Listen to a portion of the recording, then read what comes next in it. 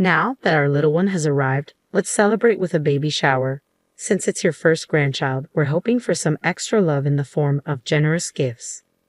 With a smug smile, I presented an envelope containing a sum of money, only to be met with a sharp rebuke. Only $300? Spare me the insult. That won't even cover a week's worth of diapers. Her words hit me like a sudden gust of wind, leaving me stunned and trembling. I'm Olivia, a 57-year-old office worker. My husband, John, manages an auto repair shop alongside our son-in-law, Mason, who's married to our eldest daughter, Ava. They specialize in luxury cars, and business seems to be flourishing. With the luxury car dealerships clamoring for their services and the hefty repair and inspection fees rolling in, Mason frequently quips, "You've got the business acumen down pat. I could learn a thing or two from you and step up my game." Mason and Ava tied the knot half a decade ago. Originally an ordinary office worker, Mason harbored a deep passion for automobiles. He pursued his mechanic certification and apprenticed under John. Although we don't share a roof with our daughter and son-in-law, our paths cross almost daily now that Ava has taken on a role as a secretary at her husband's garage. Our residence and their workshop may be separate, but their proximity ensures frequent visits. Sometimes I drop by and the four of us enjoy each other's company. Mason's affable nature and approachability make him feel like a natural part of our family. It's as if he's been our son all along. We do have a biological son, but ever since he ventured out for his career, our encounters have become scarce. William trails Ava by 2 years in age and never quite warmed to his father's profession. Upon graduating from college, he opted for a conventional corporate job. In his elementary years, he'd often proclaim, "I'll run Dad's shop when I grow up." Yet, as he matured, his aspirations took a turn. Running a repair shop won't cut it in today's world. I'm not keen on being coated in grease either. John never harbored explicit hopes for William to inherit the business. However, when William unequivocally dismissed the idea, a tinge of sadness crossed John's face. John had assembled a team of employees and found himself contemplating the road ahead. With Mason's arrival, he found himself envisioning a clearer future. If there were no heirs to the business, he resolved to give his employees a heads up, allowing them time to secure alternative employment. However, with Mason's involvement, he saw the prospect of leaving the enterprise in capable hands. Ava was caught off guard by the prospect of Mason succeeding her father, yet she couldn't help but feel a mix of surprise and relief as she inquired, "I always knew Mason had a passion for cars, but I never anticipated him stepping into my dad's shoes and taking over. But since William had no plans to carry on, it shouldn't pose any issue, right? My husband's business is thriving, and it seems like Ava is constantly probing me about whether William will eventually seek ownership of the shop." Ava's concerns aren't unfounded. There's something raw about William's wife, Emma. They tied the knot just 2 years back, and ever since they first visited our home to introduce Emma, she left quite an imprint. Upon their arrival, Emma's first words were, "This place has a very blue-collar vibe, doesn't it? Is this typical of self-employed folks' homes?" My husband and I were so stunned that we couldn't find any words to reply. Ava, who was also present, appeared to be seething with anger and swiftly fired back, "Who do you think you are? What kind of remarks are those to your future in-laws?" Yet Emma stood firm, asserting, "I'm just speaking my mind. Please refrain from picking on me even before we're officially married." I attempted to diffuse the escalating tension between the two women and tried to proceed with the introductions for the impending marriage. However, William interjected, saying, "Just because we're getting married doesn't mean we'll be living here or relying on you." It became evident that William wasn't pleased with Mason's involvement in his father's business and his close relationship with us. Since Ava and Mason tied the knot, William seemed intent on putting even more distance between himself and our family. Mason chose not to join us that day out of consideration. However, William couldn't resist making a snide comment, remarking, "Looks like Ava's husband decided to skip out today, huh? Probably didn't want to embarrass us all with his usual greasy appearance. I'm just glad he's not here."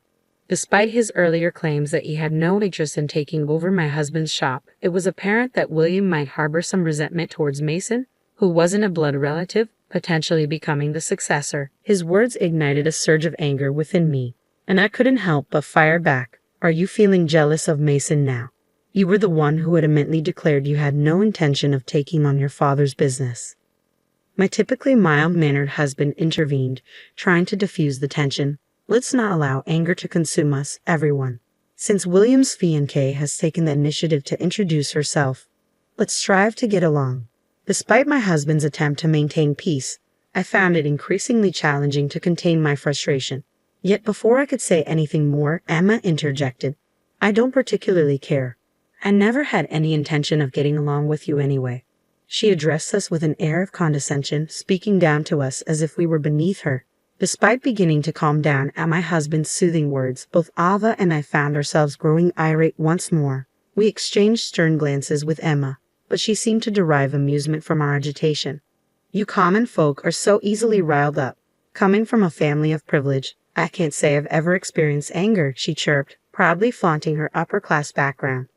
According to William's previous accounts, Emma's father held a prestigious position as the director of a large corporation. It was apparent why she viewed us as commoners.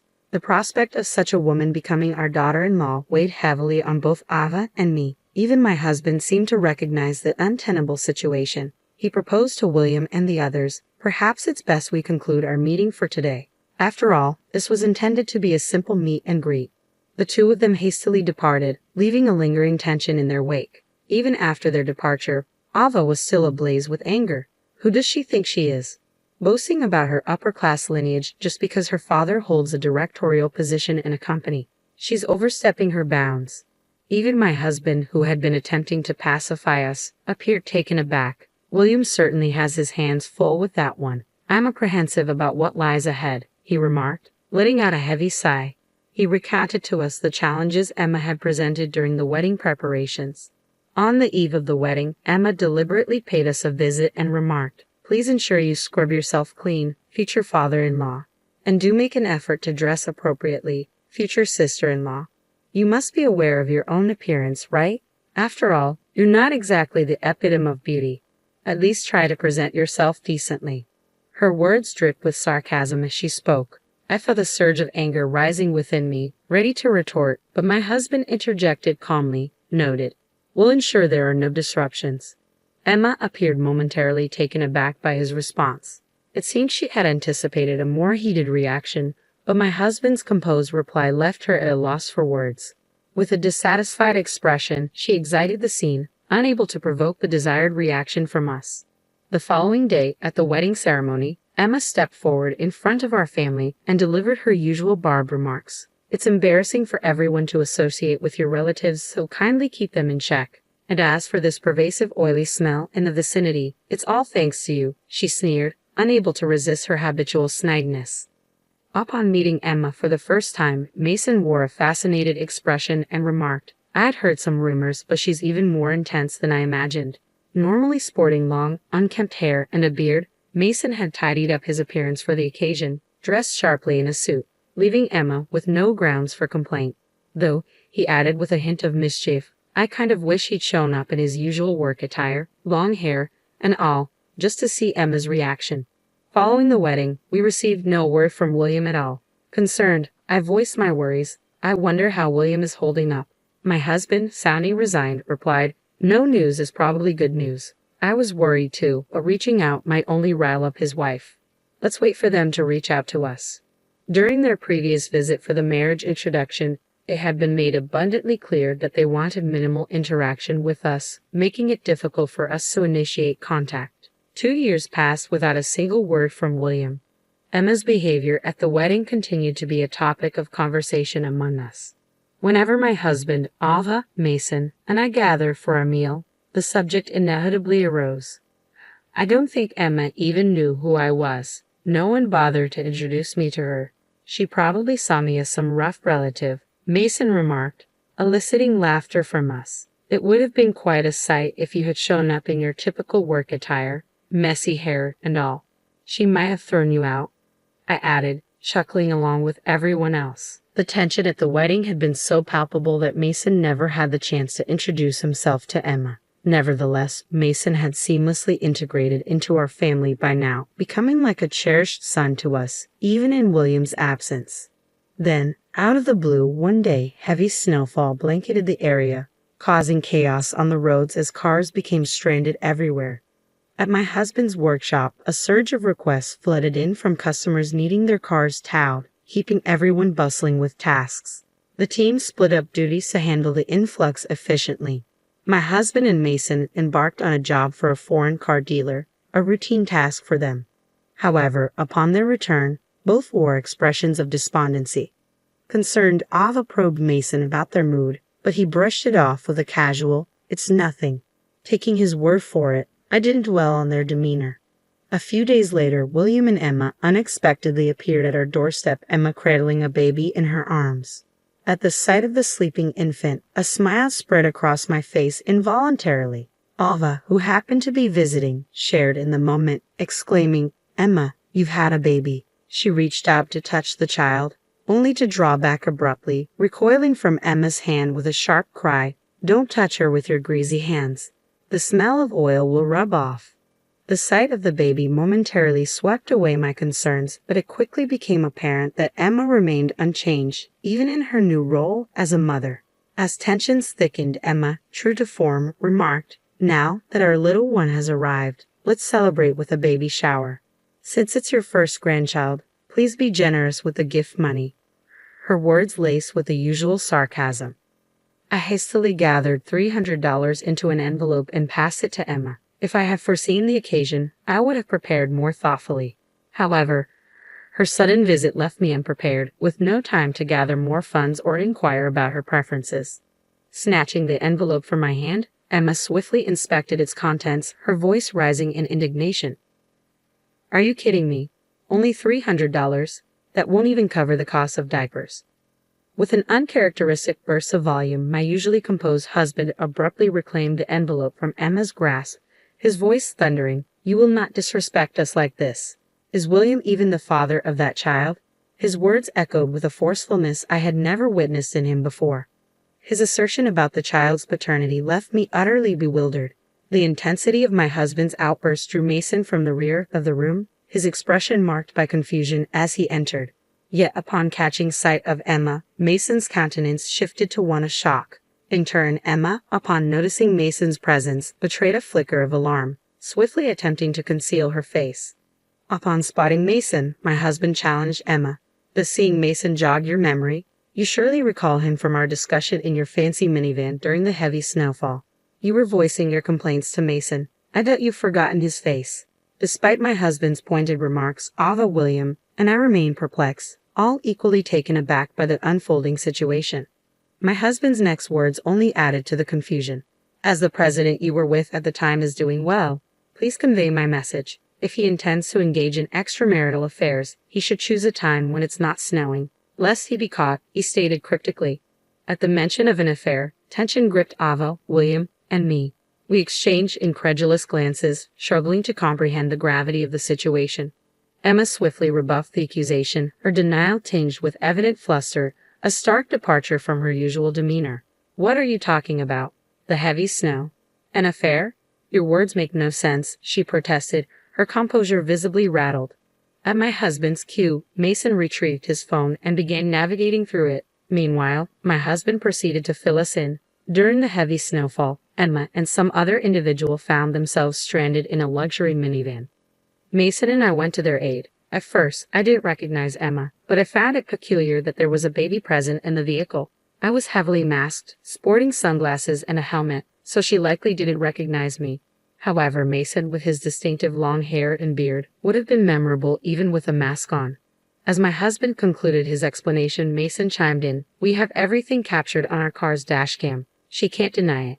He extended his phone towards Emma, who gasped upon glimpsing the screen, quickly averting her gaze. Ava, William, and I peered at the screen in astonishment.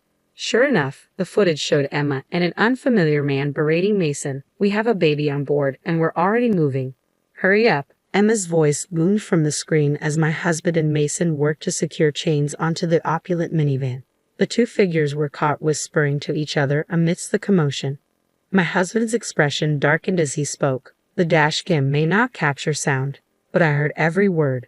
William is foolish to believe that child is his. You two said, 'Well, Emma, you're the fool for discussing your affair right in front of your father-in-law without even realizing it.'" In the midst of his revelation, William erupted, "Eva, what are you saying? Is this true? Emma attempted to brush off the accusation with a forced laugh, insisting, of course it's a lie, though her pallid complexion betrayed her true feelings. Adding weight to the accusations, Mason interjected. Didn't you mention divorcing William at the opportune moment? I heard you say it. You even mentioned ensuring child support. You seemed quite pleased about it. With each word, Mason unveiled more of the truth. Emma's agitation mounted, her hands trembling as she cradled her crying baby. Seizing upon the infant's distress, Emma pointedly blamed us. Look what you've done. The baby's upset because of your cruelty. I've had enough. I'm leaving today, she declared, storming out and leaving the flustered William behind. His face flushed with anger, William simmered in her wake, gradually regaining his composure once Emma had departed. Dad, what you said earlier, is it true? William sought confirmation from his father once more. His father silently nodded, prompting Mason to elaborate. Emma's lover happens to be the president of a company that does business with our shop. Word has it from some dealers that Emma accompanied him when he came to purchase a car. Apparently, he opted for a minivan because they were expecting a child, he divulged, providing intricate details. Overwhelmed, William lowered his head into his hands, sinking to a crouched position. Later, a DNA test confirmed what had been suspected. The child was not William's. Promptly, William initiated divorce proceedings. Meanwhile, Emma, defiant in her demeanor, scorned the idea of marrying a commoner like William, exclaiming, "That was my mistake." However, the DNA results unveiled another twist. The child's true father was not the president, but another man, further complicating matters. It appeared Emma had been involved with yet another individual, one who was already married. In the ensuing divorce proceedings, William sought compensation from Emma as well as from her two lovers. Despite Emma's family flaunting their supposed high-class status, it was revealed that they were not as affluent as they claimed, resorting to borrowing money to settle the compensation in the divorce proceedings. Emma's affair with the president stemmed from her desire for a luxurious lifestyle. However, her hopes for a remarriage with him were dashed. Instead of tying the knot, she found herself facing a claim for compensation for breach of engagement on his part. Following his split from Emma, it appeared that William had developed a deep-seated distrust towards women. "I'm never getting married again," William declared, opting to live independently. "For my husband and me, the dream of our first grandchild dissolved. Yet our spirits were swiftly lifted upon learning of Ava's pregnancy. As a couple, we burned with joy." In a playful jab at my husband, Mason quipped, "Don't worry, the baby's definitely mine." With the arrival of the baby, we'll be moving in with Ava and Mason. "It looks like we're in for an exciting chapter ahead," I remarked, anticipating the lively life awaiting us.